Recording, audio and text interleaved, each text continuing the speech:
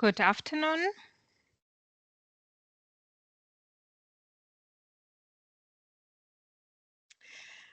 I'm delighted to open our event today. My name is Marta Pastuch, and I represent the German platform for the reconstruction of Ukraine. In cooperation with UNDP Ukraine, we organized a side event related to Ukraine at the Global Disability Summit on April 2nd and the 3rd in Berlin. And today we would like to give our platform participants the opportunity to receive information about the summit directly, as well as learn more about a few projects in Ukraine. To begin, Olena Ursu and Uliana Pcholkina will provide us with an overview and the results of the side event, for which all speakers we have their prepared statements. After that, Ola Abou-Ghaib will share the results of recently completed situational analysis in Ukraine, including the Global Disability Fund strategy to support an inclusive intersectional approach to crisis response and recovery. And with Olena Ivanova, we explore the Universal Design School project as a model for inclusive recovery in Ukraine. You will have opportunity to ask questions in the chat, raise your hand and provide comments.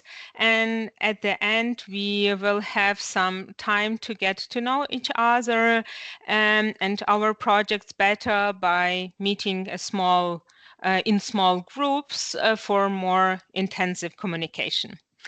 Our event today will be moderated by Olena Ursu. Please, Olena, over to you. Thanks a lot, dear Marta, and hello, colleagues, esteemed participants. It is a great pleasure for me to be here together with you and discuss the important findings on challenges and solutions for inclusion and accessibility based on our side event, which was organized in Berlin. I'm going to show just a few slides to you, and I hope you can see them now. So for this discussion in Berlin, we were joined by the stakeholders who are actively leading inclusion and accessibility efforts in Ukraine, from the representatives of the Office of the President of Ukraine and the Ministry of Development of Communities and Territories of Ukraine, which is the leading institution on Ukraine's recovery and development, to leaders of organizations of people with disabilities, city councils, and innovation think tanks working on the ground. And you can see them now on the screen in front of you. I would like also to mention that first and foremost, our discussion reiterated that recovery of Ukraine is about people and not infrastructure.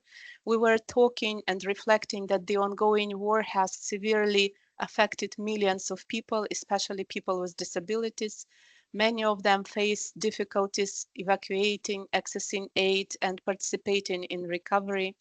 Thousands have already acquired permanent disabilities due to injuries and trauma related with the war. And there is obviously the growing demand for quality rehabilitation services in Ukraine. However, barriers still persist in access to rehabilitation, employment, and independent living. Veterans and civilians need comprehensive coordinated health and social care support, and Ukraine's recovery must prioritize dignity, inclusion, and equal opportunities for all. So our discussion shaped around those three areas, which you can also see on the screen. The speakers and also participants of the event, through their questions and reflections, agreed that for a truly inclusive recovery of Ukraine, we must focus on three key areas: addressing barriers to inclusion through policy and governance structures, expanding rehabilitation and assistive technologies, and building inclusive digital and public infrastructure. Now I would like to very, very briefly give you a summary of the key points by all of the speakers which participated in the side event. And it was those speakers whom you saw in the previous slide have agreed that as Ukraine rebuilds, inclusion and accessibility must be at the heart of its recovery. National and local strategies should reflect the diverse needs of all citizens, especially people with disabilities who have been disproportionately affected by the war. And insights from the leading experts highlighted these 5 key priorities, which you can see on the screen now. First of all, Irina Malutina, advisor to the Ministry of Development of Communities and Territories, in her speaking points emphasized that the inclusive recovery must be maintained and mainstreamed into national and local strategies. The Ukrainian government is committed to creating a barrier-free environment, but this requires, of course, the cross-sectoral collaboration. Policy making must involve civil society, government institutions, and international partners to ensure that these efforts are sustainable, rights-based, and address the real needs of people with disabilities. Then Uliana Pcholkina, whom you will also have the pleasure to hear today, emphasized the need to empower disability-led organizations in this process. She stressed on the importance of actively involving organizations of people with disabilities in decision making and stressed that they are, rather than being passive beneficiaries, people with disabilities should shape the policies that impact their lives. So strengthening the role of OPDs ensures recovery efforts are grounded in lived experience and contributes to the inclusive participatory democracy. Then we had with us Ms. Tatiana Lomakina, who is the Presidential Commissioner for a Barrier-Free Environment, and she stressed the need to invest in assistive technologies and modern rehabilitation services. This includes mobility aids, prosthetics, innovative therapies that restore autonomy and dignity to people affected by conflict-related injuries. However, investment alone will not help, and accessibility policies must be enforced at all levels. She herself works in the President's office, but she coordinates this agenda across the whole country, within the national government and also through the local government. So this coordinated effort from national to local governments is essential to ensure tangible impact. And we also had the digital inclusion expert with us, Dmitro Popov, who is the head of Digital Accessibility Laboratory in Ukraine. And he emphasized the transformative role the technology can play in building inclusive societies. Digital inclusion must be prioritized to ensure equitable access to education, public services, and employment for people with disabilities. Accessible websites, digital platforms, and communication tools are crucial for enabling full participation in public life. And innovation in this space can really have a transformative effect to close long-standing gaps and accelerate Ukraine's recovery. Lastly, we talked about rebuilding cities with the accessibility principles in mind. And we had with us Anton Kolomeitsev, who is the chief architect of Lviv, who outlined how rebuilding efforts should integrate universal design principles. Public infrastructure, from transportation systems to housing and communal spaces, should be designed to serve everyone, regardless of physical ability. This approach goes beyond compliance. It's about shaping environments that foster dignity, autonomy, and equal opportunity for all. At this stage, colleagues, I would like to briefly show you the context for any further communication. I will then stop sharing my screen, and I would like now to give the floor to an expert in inclusivity agenda, Ms. Uliana Pcholkina, who is chair of the board of the Public Union, the League of the Strong, and she is also the member of expert councils on barrier-free communication at the ministry, at different authorities, and in general, she is our well-respected expert in inclusivity and accessibility. Over to Uliana. Thank you, Miss Olena. Thank you for all for the opportunity to be here today and to share my impressions from the Global Disability Summit. This summit was crucial for the League of the Strong, a union of people with disabilities. It reminded us that fundamental changes happen only when people with disabilities lead them. The discussions about participation in decision-making, better accessibility, and creating more jobs and education opportunities inspired us especially. The summit also showed again how essential partnerships and long-term support for organization of people with disabilities are, especially now when Ukraine is rebuilding during the war. Today, we focus on three main things: strengthening organization of people with disabilities in local communities. We believe that every community in Ukraine should have a strong organization representing people with disabilities. Our network currently includes 110 organizations. We dream of having more than 1,000, one in every Ukrainian community, of course. Advocating for inclusive solutions in employment, accessibility, and participation in local government. Let me remind you of one number I shared in the summit. According to our research, 68% of people with disabilities in Ukraine don't have enough money even for food or clothes. Only 3% can afford big purchases. We all still have a lot of work to do. Engaging youth with disabilities in community life, this is a third point. One story touched us deeply. In one region, our coordinators met a 16 years old girl who had never gone outside in her hometown because her family couldn't afford a wheelchair. How many more young people are still invisible in their homes? We must find support and give them a chance to live purely, not just survive. We must build a city, grow our partnerships, and work together on real change. We are open to new ideas, cooperation, and finding ways to move forward. Only together we can make recovery and development more inclusive for everyone in Ukraine.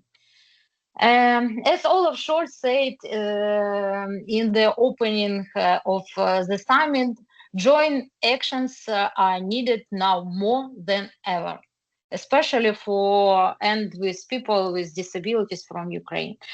Thank you for your attention and thank you for your support.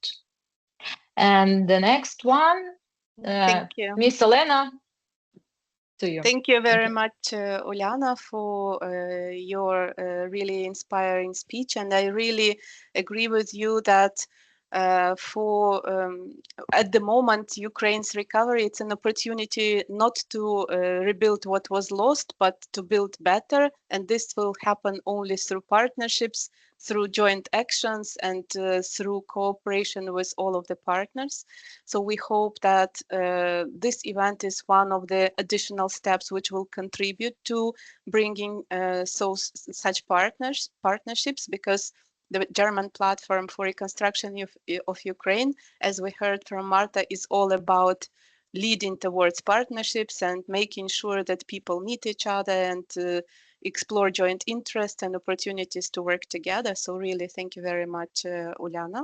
And colleagues, as we already said, for all of this to happen, Ukraine needs partners who understands the priorities of inclusion, accessibility, comprehensive support. And one of such partners is definitely the Global Disability Fund, whose technical secretariat is managed by Dr. Ola Abulkaib. As you may know, the Global Disability Fund works to advance the rights of persons with disabilities around the world. And what is most important to us in 2022, when the full-scale war started, the fund was among the first partners who immediately came to Ukraine and offered support. And we launched and implemented a joint UN thematic program on ensuring disability inclusion and humanitarian response in Ukraine. Thank you very much. And Dr. Ola, over to you for your presentation. Thank you so much, Alina, for the introduction, and thank you for the invite to be in this very important event, and congratulations on the achievements of the event at GDS. We unfortunately missed that because we were in a similar event at the same time. So, but we were very pleased to be contributing to the discussion today. Colleagues, as I'm gonna share my screen. As Alina mentioned, the fund operates globally where countries need support on disability inclusion efforts, whether it's in stability context or humanitarian response or in transition between the two, where Ukraine is right now. Our fund is mostly supporting joint efforts on the ground, supporting multi-stakeholder approach of bringing together the governments. Right now, also development banks, private sector, the UN system, and organizations of persons with disabilities. The support that we have been um, really making huge efforts to in Ukraine, as Alina mentioned, started unfortunately when the crisis took place. Um, and it has been continuous since then. But we have been very cautious the last few months to make sure that the continued support to Ukraine needs to be even more focused and to make sure that we are also centraling the work around where people with disabilities needs it to be. As mentioned by other colleagues, the context in Ukraine continuously evolves, but unfortunately not in favor to people with disabilities. Hundreds of thousands of people with disabilities has been affected and continue to be affected as we speak. And this is something that is a priority for the fund to continue to respond to and make sure we are, deeply understanding the context and making sure that our support and response is meeting those needs and demands. As indicated, we had two approaches to supporting Ukraine the last 2 to 3 years. One is supporting the immediate humanitarian response in the country. We started then with very quick, rapid assessment of the situation. It was difficult then to do a detailed assessment, looking into what is needed. The program, through the implementing agencies and partners, tried to look into responding to initial essential services needed for people with disabilities, including healthcare, education, sexual and reproductive health services. The program provided increased capacity and training to actors on the ground, supported immediate accessibility needs in terms of emergency shelters, and produced some knowledge products that were useful to the coordination mechanisms and supporting OBDs as well to be engaging around that. We also had a parallel program in Georgia and Moldova with the intention of supporting persons with disabilities who decided to transition temporarily to those countries. We looked into both contexts of how the governments actually were able to identify where people with disabilities are and making sure they're provided with the needed access to basic services, rights, and needs within those contexts.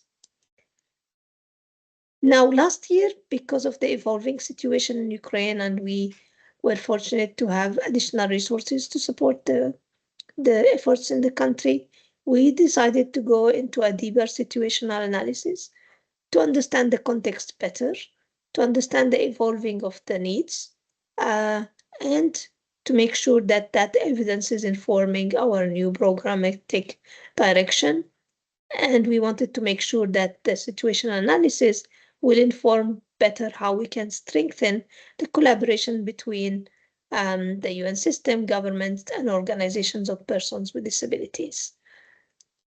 Now, as I said, it was carried out until late last year. The findings are out there, and we're happy to share the detailed report and the summary for colleagues on the call. We did it in a very collaborative, participatory way, through consultations, disc review.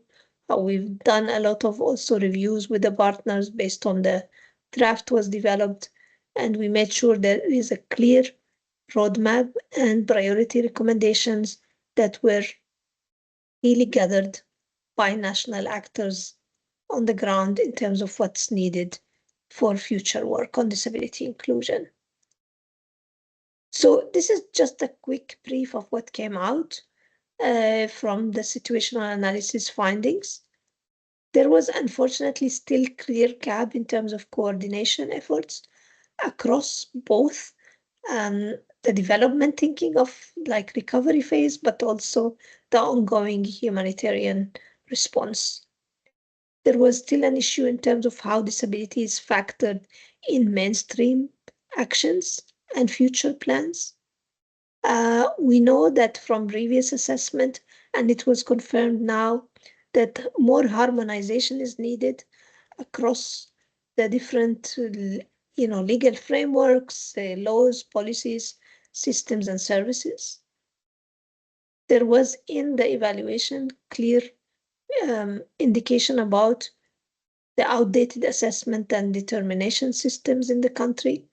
And specifically, of course, everyone on the call knows the issues about the institutionalization, but there was also recognition in the assessment of the opportunity of the government coming forward with the commitment about the deinstitutionalization, where the fund will prioritize supporting moving forward, and I will explain that more in details later. Of course, the issues about opportunity and reality in terms of accessibility and infrastructure, and issues about accountability and budgeting, where very little margin of support to disability inclusion is provided and little understanding on how that can be monitored in the future.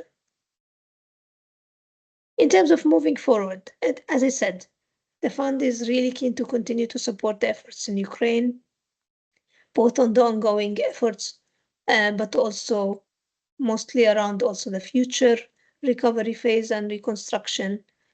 As you have seen, May, for those colleagues who were at the Global Disability Summit earlier this month, we have launched a global initiative on resilience and inclusive cities.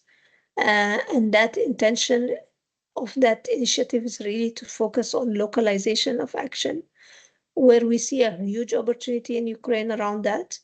So we are looking into supporting piloting initiatives in the country around the deinstitutionalization through that initiative, but also informing the work on the infrastructure and accessibility in terms of not just standards, but hopefully supporting piloting around that.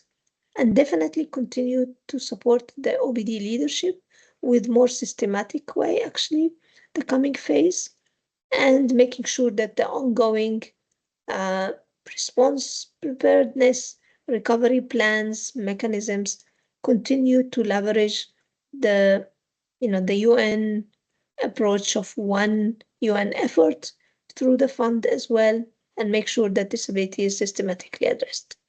We're looking into launching a call for proposal the coming period, and we look forward to engaging with partners on the call to hopefully respond to the call and support the best efforts in the country.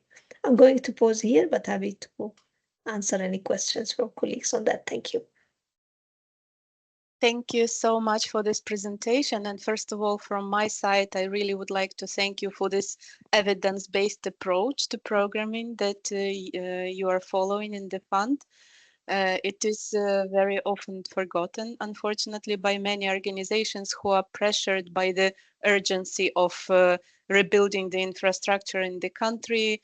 And this urgency in the efforts that actually leads to making mistakes. And we are already observing such mistakes across the country while the objects are infrastructural objects are being rebuilt and unfortunately not always fully accessible. So we're really with you and are trying to make the best efforts through our programming, but also as part of UN system in advancing those standards. And very interesting in the context of this initiative on resilience and inclusive cities. It's a very important work. As we heard during the side event in Berlin, there was the representative of the municipality who was stressing that it is possible, despite the urgency, despite the lack of funding, if there is the understanding of the issue, if there is the intention to build the cities inclusive for all, it is possible with partnerships, with support, with models which are available, developed by different expert organizations and in close partnership with the OPDs. I'm sure there will be questions in the Q&A session a bit later in 10 minutes, but at the moment, thank you so much for your presentation. And I would like now to give the floor to my own colleague from UNDP Ukraine, Olena Ivanova, who is our project coordinator on disability and inclusion. And we would like to present one of the models which we at UNDP Ukraine are using to promote largely this platform for projects, partnerships on around accessibility and inclusivity agenda, which is the Universal Design School. So over to you, Alena. Thank you, Alena. Dear colleagues, today I would like to address you on the critical topics on inclusive recovery in Ukraine. As we gather here, we are reminded of the immense challenges our nation faces due to the devastating impacts of Russia's full-scale invasion. According to estimates by the Kiev School of Economics, as for November 2024, the damage of our infrastructure is staggering.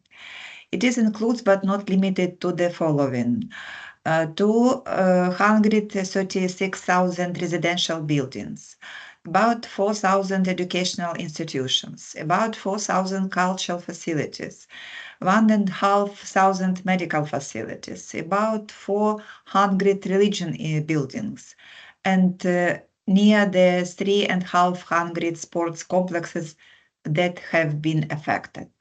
These figures for 5 months ago, and as for today, the damage is significantly greater. Beyond the physical destruction, the human tools is profound. The number of people with disabilities in Ukraine has increased by 300,000 during the war, bringing the total to 3 million. This underscores the urgent need for inclusive recovery effort that ensure no one is left behind. In response to these challenges, thanks for support of Sweden, UNDP Ukraine launched the Universal Design School at the end of 2024. This initiative is our contribution to rebuilding and more inclusive and accessible Ukraine. The Universal Design School has equipped 39 architects, urbanists, civil society activists, and representatives of local authorities with knowledge on diversity, the need of different population groups, state building norms on accessibility, and universal design principles. The training includes practical sessions to develop skills for designing accessible and inclusive facilities and public spaces. Next, I invite you to watch a short video about the learning process.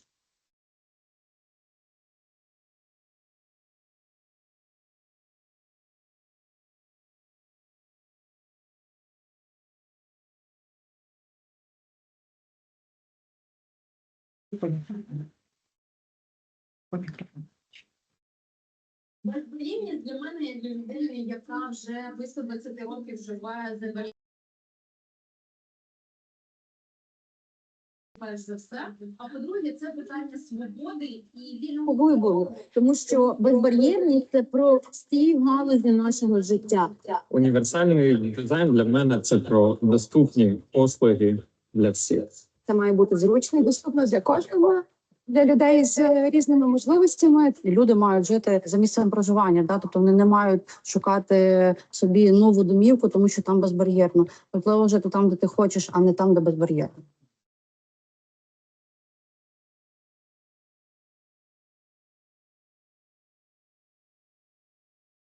Школа універсального дизайну дає повний інструментарій для того, щоб ми могли повністю аргументувати на можливість, доступність норм для того, щоб вони втілилися в наше законодавство і працювали на тому, що кожен повинен робити доступне життя для всіх. Завдяки школі універсального дизайну змінилось розуміння потреб усіх груп населення. Це дає змогу вже виправити у майбутньому всі недоліки при проєктуванні, при розробці проєктної документації, при будівництві та більш краще розуміти можливості реконструкції існуючих об'єктів. Участь у школі універсального дизайну взагалі вплинула на нашу свідомість. Ми стали помічати такі речі, які раніше не помічали. Дуже хочеться впроваджувати ці ідеї щодо мобільності у наших нових проєктах. Школа універсального дизайну показує і спрямовує, як зробити дизайн, щоб було і гарно, і зручно для всіх.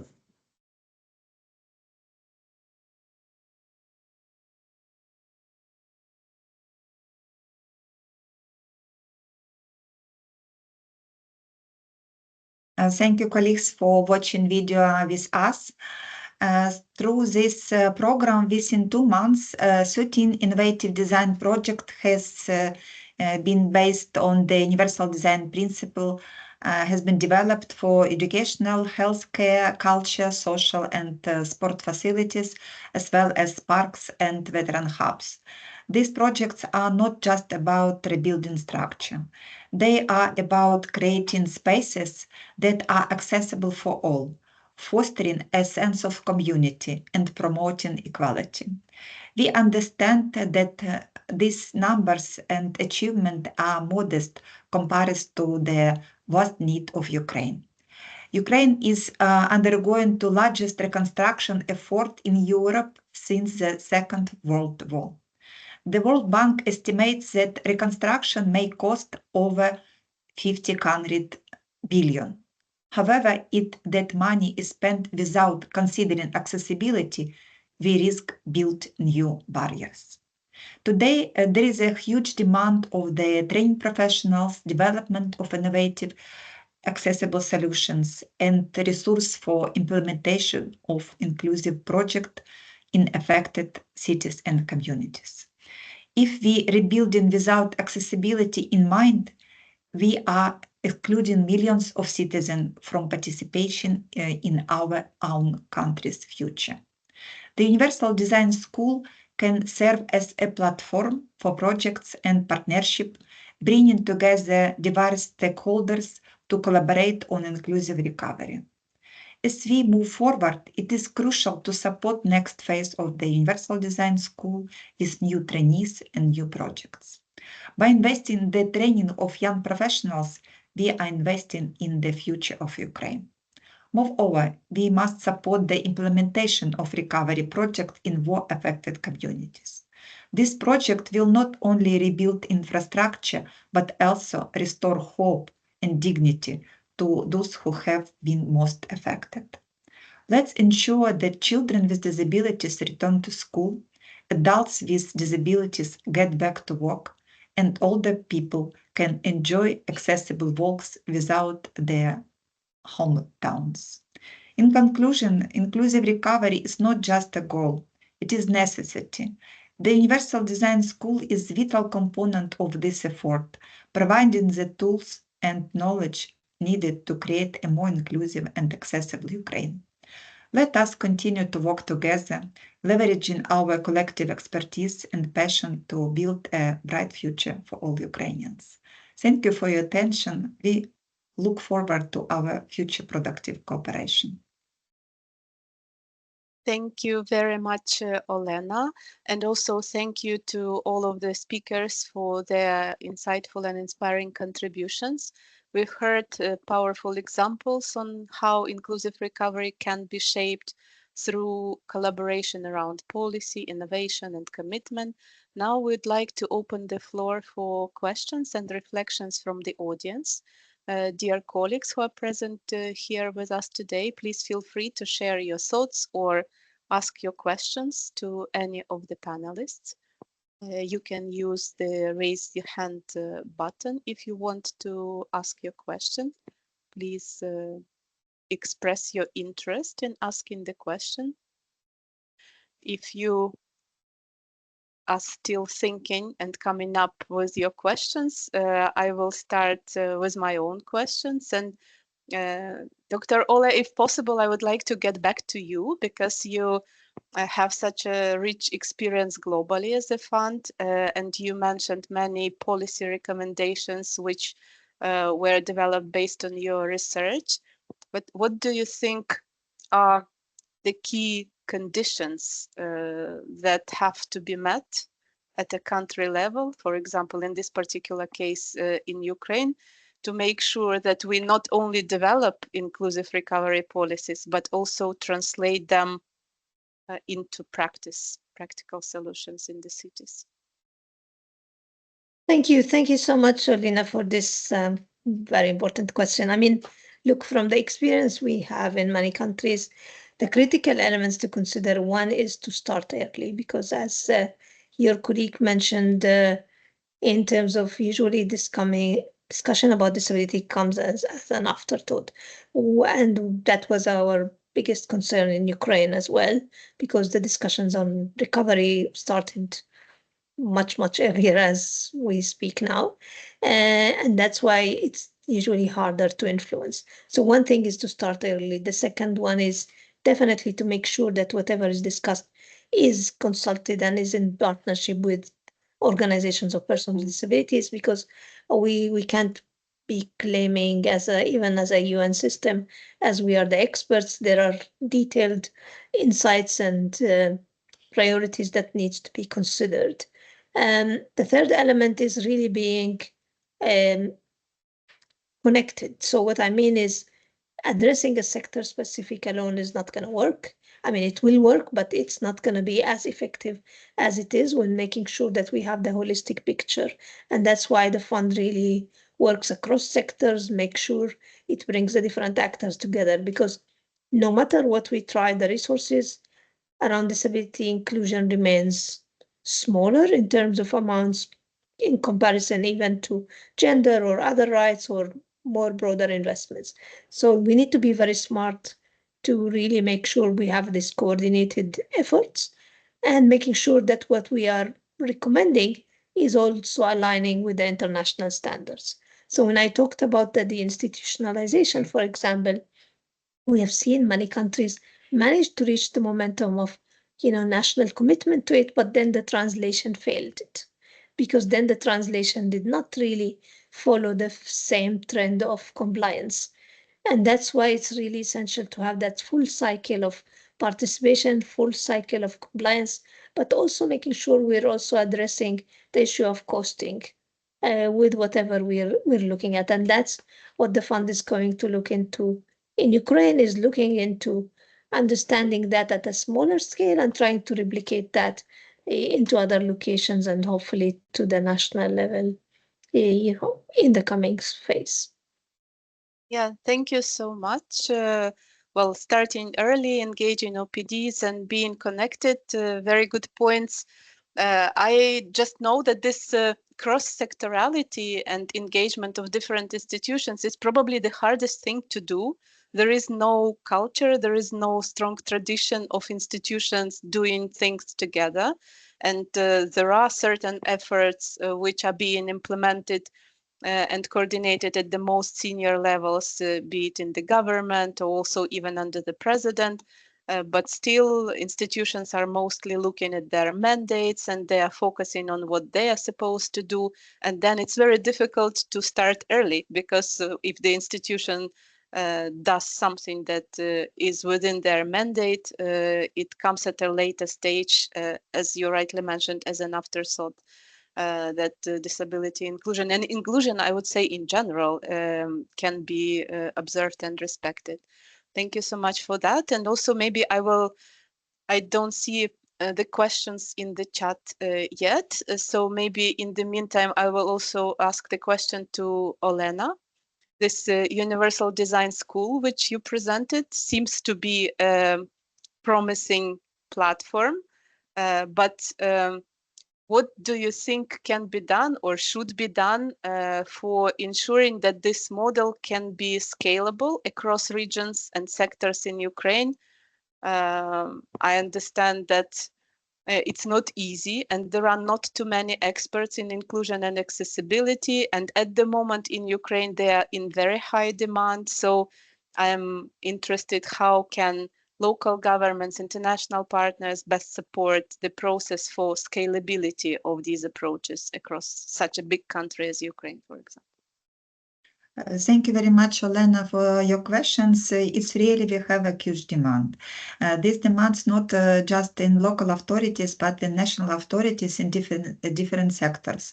The same as the national European Business Association, it's the businesses, it's also the national authorities from different sectors like culture, like the development sector and other. It's very important to introduce the universal design principle and accessibility in different sectors and different spheres. And what the main idea, this approach, we combine the specialists from different spheres to create the multidisciplinary team. And this approach, the most valuable for the develop the reliable models to be implemented in the different spheres and across the countries. And now we conducting the smallest type of these trainings on request on local authorities. And in this month, we will conduct the training for Kharkiv regional authorities in short format to create the pool of local expert on the Kharkiv region that is one of the most destroyed and damaged in Ukraine now. So I think this model can be envisaged like the platform not only for development skills and knowledge, but also for creation the accessible projects that can be supported donors and local authorities to implement. As we know now, there's several projects that developed within the last School of Universal Design are implementing of local authorities, for example, in Kiev city, and also preparing to implementing in Slavutic city and Akhtirka Sumy region. Unfortunately, not small communities have enough money to rebuilding and reconstruction, and because of this, we very open to cooperation with our partners to give the flow of this project in the small communities that destroyed now. Thank you very much, Elena. Those multidisciplinary teams which you mentioned, I see this model seems to be working in different sectors now. Ukraine is applying them now in the rehabilitation sector, in the social services sector, but it seems also in ensuring inclusion and accessibility through reconstruction and recovery. I see Marta here has the question or a comment. So Marta, over to you. Thank you very much. Thank you a lot, all speakers. It was really, there were very important insights from your side. And I had actually the similar question to you, Olena Ivanova, what you, Olena, also asked. But maybe now I would like to ask another question, Ola. It would be some practical question.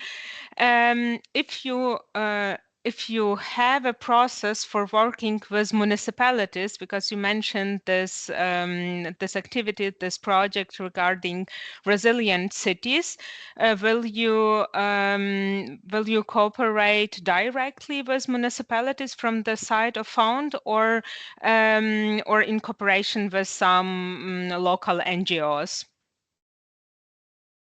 Thank you. Yeah, in terms of the work around the REACH, which is the Resilience and Inclusive Cities Hub, the call will be open for a collaboration across relevant actors. So meaning the UN system, municipalities, development banks, and civil society and organizations of persons with disabilities. So we will be seeking collaboration across the different relevant actors at city level including the municipalities. And we've already launched actually 6 initiatives already in 6 cities, and we're happy to share more details around that if needed. We don't know yet the timing for the call, but it should be coming in the coming few weeks, hopefully. And we will be sharing it, of course, with all partners.